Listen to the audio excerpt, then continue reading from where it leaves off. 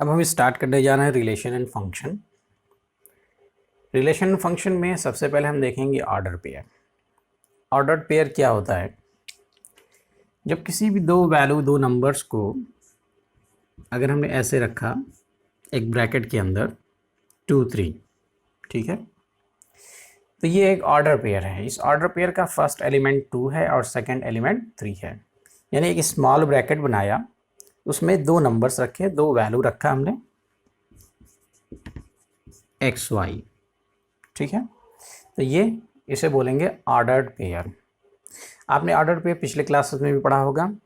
जैसे जब आपने ग्राफ बनाया होगा या कार्डिजन प्लेन में जब आप ग्राफ बना रहे होंगे, तो उस एक्स वाई प्लेन में जब कोऑर्डिनेट्स को आप रिप्रेजेंट करते हैं, तो कोऑर्डिनेट्स को रिप्रेजेंट करने के लिए जो वैल्यू आप यहाँ पे रखते हैं ब्रैकेट के अंदर, वो वैल्यू ही ऑर्डर्ड पेयर होती है, ठीक है। यानी ऑर्डर्ड पेयर का मतलब कि स्मॉल ब्रैकेट के अंदर दो वैल्यू को रखना, ठीक है। तो ये ऑर्डर्ड पेयर होता है। ओके, तो ऑर्डर्ड पेयर बहुत सिंपल सी चीज़ है। स्मॉल ब्रैकेट, दो वैल्यू एक्स वाई 2 3, कुछ भी हम रख सकते हैं, तो उसे हम कहते हैं ऑर्डर्ड पेयर। अब यहाँ पे हम आते हैं, नेक्स्ट हमारा जो लिखा हुआ है पॉइंट वो है कार्डिजन प्रोडक्ट। तो ऑर्डर पेयर हम पहले से जानते हैं। कार्डिजन प्रोडक्ट के बारे में हम देखें। कार्डिजन प्रोडक्ट क्या होता है? जैसे हमारे पास दो सेट है, सेट हमारे पास है ए एंड बी। हमने कहा ए क्रॉस बी, तो ए क्रॉस बी ये सेट का प्रोडक्ट है। यानी कि आप इस तरीके से कह सकते हैं कि एक तरीके से मल्टीप्लिकेशन है। हालांकि ये मल्टीप्लिकेशन नहीं है, आप कह सकते हैं कि ए का बी के साथ प्रोडक्ट हम ले रहे हैं, तो इस प्रोडक्ट को हम कहते हैं कार्टिजन प्रोडक्ट। अब इस कार्टिजन प्रोडक्ट में होता क्या है कि इसमें एक ऑर्डर पेयर बनता है, एक नहीं मतलब इसके अंदर ऑर्डर पेयर बनते हैं, और इस ऑर्डर पेयर का जितने भी ऑर्डर पेयर बनेंगे, उस ऑर्डर पेयर का जो पहला एलिमेंट होगा वो ए का होगा, और जो दूसरा एलिमेंट होगा वो बी का होगा, ठीक है। तो ए क्रॉस बी यानी Cartesian product of A and B, इसके अंदर बहुत सारे ऑर्डर पेयर होंगे, और वो सभी ऑर्डर पेयर में जो फर्स्ट एलिमेंट होगा वो ए का होगा और सेकंड एलिमेंट बी का होगा। हम यहाँ पे एक एग्जांपल देखें। अगर हमने एक सेट लिया, इसमें हमने कहा कि 1 2 3, और एक सेट हमने लिया 4 5, इस सेट को हमने बी लिया। अब हमने कहा ए क्रॉस बी, तो ए क्रॉस बी में अब ए के एलिमेंट्स के साथ बी का ऑर्डर पेयर बनाया जाएगा। तो सबसे पहले मैंने 1 लिया, ठीक है, क्योंकि order pair A cross B के अंदर जो ऑर्डर पेयर बनेगा उसमें पहला एलिमेंट ए का होगा, दूसरा एलिमेंट बी से होगा। तो मैंने 1 लिया, 1 के साथ 4 एक ऑर्डर पेयर बन गया, 1 के साथ 5 ये दूसरा ऑर्डर पेयर बन गया। अब ए का मैं सेकंड एलिमेंट ले रहा हूँ 2, 2 के साथ 4, फिर 2 के साथ 5, फिर हम 3 लेंगे, 3 के साथ 4 और 3 के साथ 5, ठीक है। तो ये हमारा कार्टिजन प्रोडक्ट है, Cartesian product of A and B. इसके अंदर बहुत सारे ऑर्डर पेयर हैं। इन सभी ऑर्डर पेयर में जो फर्स्ट एलिमेंट है वो सेट ए से है, और जो सेकेंड एलिमेंट है वो सेट बी से है। तो ए क्रॉस बी यानी इसके अंदर ऑर्डर पेयर, ठीक, ऑर्डर पेयर का पहला एलिमेंट ए से और दूसरा एलिमेंट बी से, ठीक है। तो ये हो गया कार्टिजन प्रोडक्ट। अब यहाँ पे कुछ प्रॉपर्टी है ऑर्डर पेयर और कार्टिजन प्रोडक्ट की, उस प्रॉपर्टी को हम देखें। तो मुझे उम्मीद है कि आपको ऑर्डर पेयर समझ में आया होगा, ठीक। थोड़ा सा और भी उसमें आप चाहें तो देख सकते हैं। अगर आप बी क्रॉस ए लेते हैं, तो बी क्रॉस ए में जो ऑर्डर पेयर बनेगा उस ऑर्डर पेयर का फर्स्ट एलिमेंट बी का होगा और सेकंड एलिमेंट ए का होगा, ठीक है।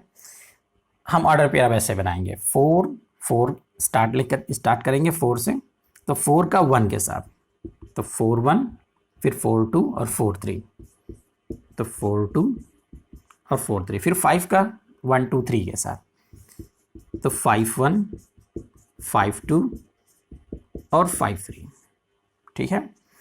तो ये ए क्रॉस बी है, यानी Cartesian product of A and B, और ये Cartesian product of B and A है, ठीक है।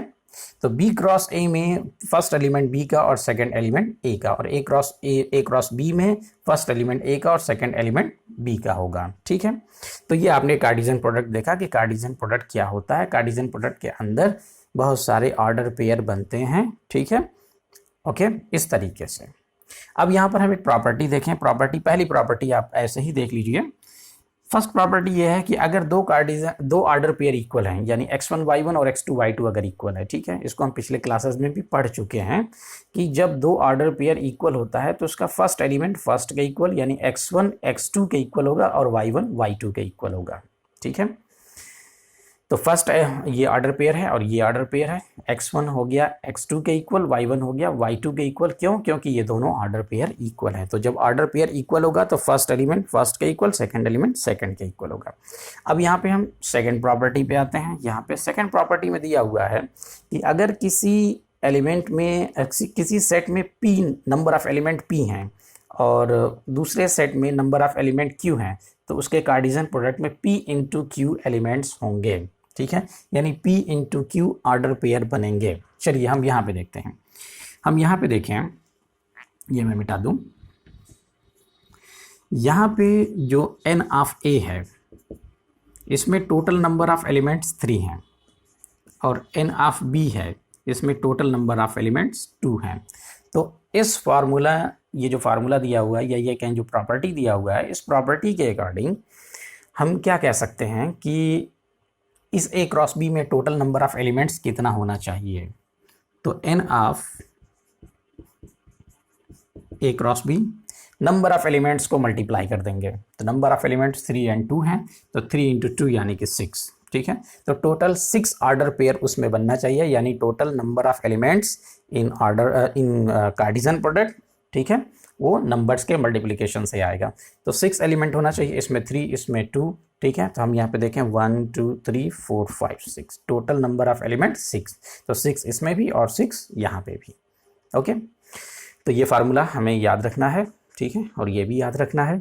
अब हम आते हैं यहाँ पे, इस प्रॉपर्टी में क्या कहा गया है। इस प्रॉपर्टी में कहा गया है कि ए क्रॉस बी और बी क्रॉस ए इक्वल नहीं होगा, ठीक है, यानी कार्टेशियन प्रोडक्ट ए का बी के साथ और बी का ए के साथ दोनों इक्वल नहीं है, ठीक। हमने जो एग्जांपल देखा यहाँ पे जो लिया था, उस एग्जांपल से हम देखें तो हम यहाँ पे देखें कि ये एक सेट है और ये एक सेट है। तो दो सेट इक्वल तभी होता है जब उसमें सेम एलिमेंट्स होते हैं। जैसे अगर यहाँ पे 1 4 है तो इसमें भी 1 4 होना चाहिए। तो 1 4, तो अब यहाँ पे देखें, यहाँ पे 1 4 नहीं है लेकिन 4 1 है। तो क्या 1 4 और 4 1 इक्वल होगा? 1 4 एंड 4 1। तो हम यहाँ पे लिखें ज़रा, हमने लिखा 1 4 तो 4 1। ये प्रॉपर्टी कहती है कि ऑर्डर पेयर तभी इक्वल होंगे जब फर्स्ट एलिमेंट फर्स्ट के इक्वल और सेकंड सेकंड के इक्वल हो जाएगा। तो यहाँ पे 1 और 4 है, यहाँ पे 1 है और यहाँ पे 4 है, ये इक्वल नहीं है। और यहाँ पे 4 है और यहाँ पे 1 है, ये भी इक्वल नहीं है। इसका मतलब ये हुआ कि ये ऑर्डर पेयर इक्वल नहीं होगा। 1 4 और 4 1 इक्वल नहीं होगा। तो हम कह सकते हैं कि यहाँ पे 1 4 है तो यहाँ पे 1 4 नहीं है, ठीक। यहाँ पे 1 5 है तो यहाँ पे 1 5 नहीं है, क्योंकि यहाँ पे 5 1 है। 2 4 है, ठीक है, ओके। तो यहाँ पे 2 4 नहीं है, 4 2 है। तो हम देख रहे हैं कि जो एलिमेंट यहाँ पे है वो एलिमेंट यहाँ पे नहीं है। तो हम कह सकते हैं कि ए क्रॉस बी और बी क्रॉस ए ये इक्वल नहीं होगा, ठीक है। तो ये हमने प्रॉपर्टी देख लिया, ठीक। हमने क्या क्या देखा? Order pair. ऑर्डर पेयर क्या होते हैं? स्मॉल ब्रैकेट के अंदर नंबर्स को लिखना। 2 नंबर को लिख दिया अगर हमने तो उसको हम कहेंगे ordered pair. Cartesian product, Cartesian product हमने देखा कि क्या था, ठीक है। कार्टेशियन प्रोडक्ट के अंदर बहुत सारे ऑर्डर पेयर बनते हैं, ठीक है। और total number of order pair कितने होते हैं ये हम कैसे मालूम कर सकते हैं? हम नंबर ऑफ एलिमेंट्स को मल्टीप्लाई करके मालूम कर सकते हैं। और फिर हमने ये देखा कि ए क्रॉस बी और बी क्रॉस ए दोनों इक्वल नहीं हैं, ठीक है, ओके। चलिए अब इसको अच्छे से आप जो है पढ़िएगा और पढ़ करके इसको अपना दिमाग में रखिए और हम फिर उसके बाद एक्सरसाइज स्टार्ट करेंगे, ओके। तो आप आएंगे एक्सरसाइज के लिए नेक्स्ट वीडियो पे।